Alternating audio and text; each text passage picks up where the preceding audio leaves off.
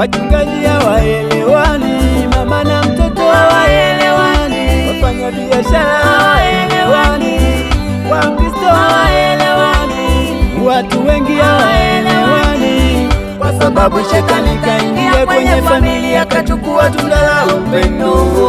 Sababu shetani kaingia kwenye familia zao, upendo hakuna, amani hakuna. Mama yule amekufa na presha, kisa haongei na familia yake. Bibi yule amekufa hospitalini kwa kukosa msaada.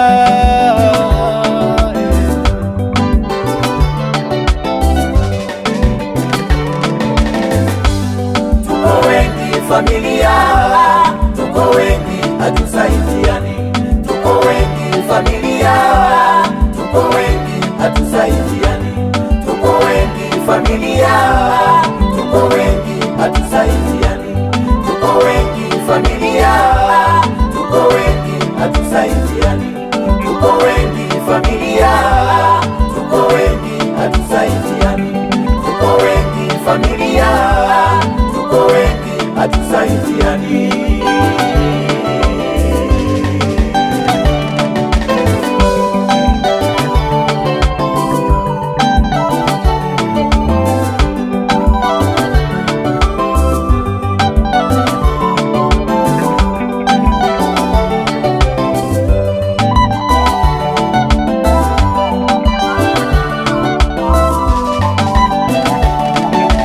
Hivi sasa nimebaki mwenyewe,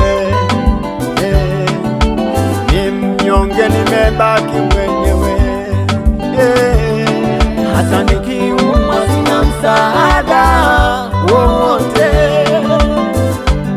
Mama uko mbali, baba uko mbali, Wakristo uko mbali, marafiki mko mbali, ndugu zangu mko wapi?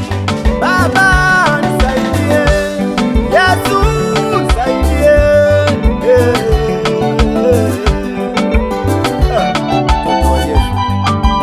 Ndugu zangu wapendwa, tuko wengi familia, hizi ni nyakati za mwisho. Tuko wengi hatusaidiani, Uliyelala leo amka. tuko wengi familia, Dunia imefika mwisho. hatusaidiani. Angalia wagonjwa walioko hospitalini, wamelala, sio hawana ndugu, wana ndugu, ila tunda la Roho hakuna. Ndugu yako unampigia simu, unamwambia nina matatizo ya kifamilia, anakwambia nina safari na kwenda Dar es Salaam ya harusi ya rafiki yangu. Kweli ndugu yako anaangamia, nenda kupigia, hatima yake mgonjwa anapoteza maisha kwa kukosa upendo. Maandiko yanasema mpende jirani yako kama nafsi yako. Je, tunafanya hivyo?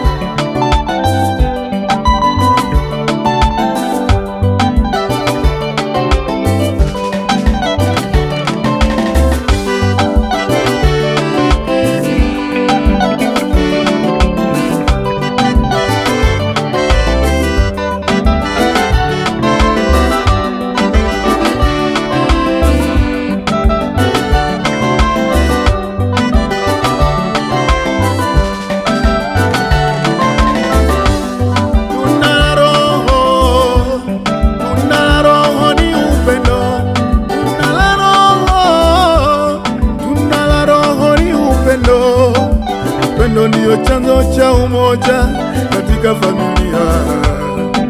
Upendo ndio chanzo cha umoja katika kanisa. Upendo ndio chanzo cha umoja katika taifa. Tunda la Roho ni upendo.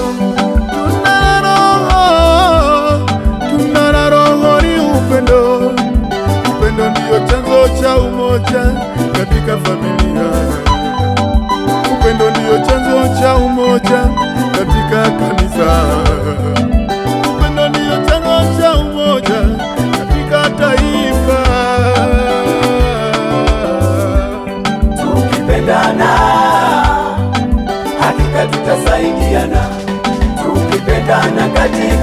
Kristo, hakika tutasaidiana tukipendana, hakika tutasaidiana tukipendana katika Kristo, hakika tutasaidiana tukipendana, hakika tutasaidiana tukipendana katika Kristo, hakika tutasaidiana tukipendana, hakika tutasaidiana tukipendana katika Kristo, hakika tutasaidiana tukipendana, hakika tutasaidiana tukipendana katika Kristo, hakika tutasaidiana.